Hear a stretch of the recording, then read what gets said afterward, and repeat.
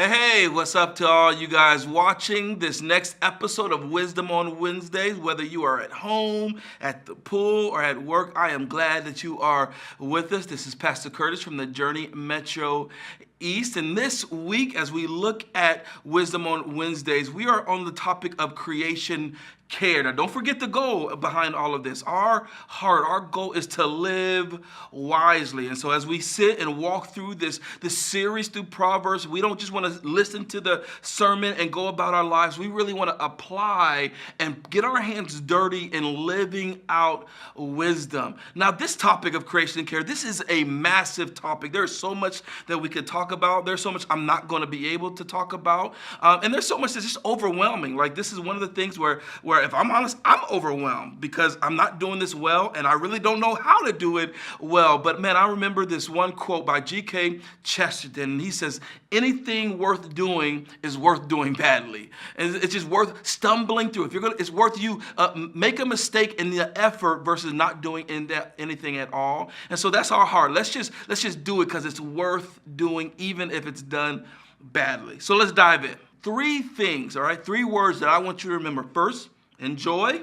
Second, reduce. And the third, recycle. First, enjoy. Man, as we have learned through the sermon and through the Bible that the world was created for our enjoyment. Man, when we look and experience the world, we are meant to have fun, to have joy, enjoy it. And many of us don't get out and enjoy God's creation. And it honors the Lord when we do. So practically what this looks like, it can look a variety of ways. Here are a couple things that I do, and I want to encourage you to do. First, take walks, right? Take walks, whether it's once, 2, 3 times a week. Schedule 15 or 30-minute walks where you are intentionally going outside, and like I like to say to my sons, you're letting the sun kiss your skin. You're experiencing the warmth of the sunshine and the wind blowing through your hair, and you're enjoying God's creation. All right? Take walks, and listen, leave your phone at home.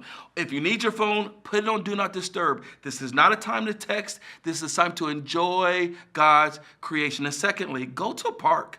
And not just go to a park, do what I do. I regularly sit down on a bench and I spend 3 to 5 minutes and I just breathe slowly in and out of my nose, closing my eyes, and I'm entering into that moment. And I'm trying to just be still before the Lord and be still in God's creation. And I want to pay attention to the sounds and pay attention to the smells because they are a gift to us, the gift to be enjoyed. And so I want to do all I can, and I'm posturing myself to enjoy God's creation. So after enjoy, the second word I want you to remember is reduce. One of the ways that we can care for the Lord's creation is to reduce things, reduce electricity, right? We can reduce electricity by turning off lights when we're leaving the room. I am so bad at this. I love light, right? I keep all the lights on, and that's wasteful, right? And so we can reduce electricity by turning off the lights or adjusting the thermostat accordingly depending on the season. Another thing that we can reduce is unnecessary waste.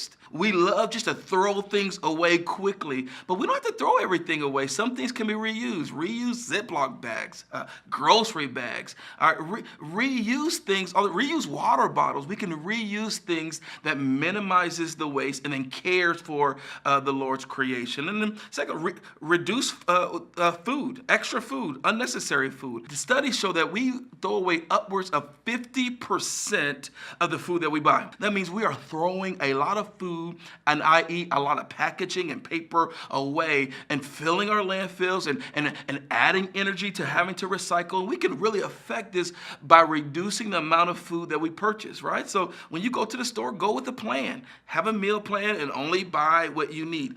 Don't go to the store hungry. So many things we buy because we're hungry and we think we like it in the store, but when we go home, we don't like it anymore. That's another thing we're throwing away. So we can reduce the food by being wise and mindful of those things. So now that we've reduced, lastly, let's recycle, all right? Now, I know what you're thinking. You're thinking like me. It's no big deal, right? When my son asked me to recycle, I just pushed him. I was like, boy, ain't nobody got time for that. Listen, we do have time for that. At least we should have time for that. That small thing, if all of us would just recycle a little bit, that will have profound impact on the environment, right? A profound impact on the world that we are creating for our children in the next generation. So let's be mindful of that, and let's be mindful of the call to steward our world well. So what does it look like to recycle? Well, let's just start with baby steps. One, start, right? Learn what you can and can't recycle.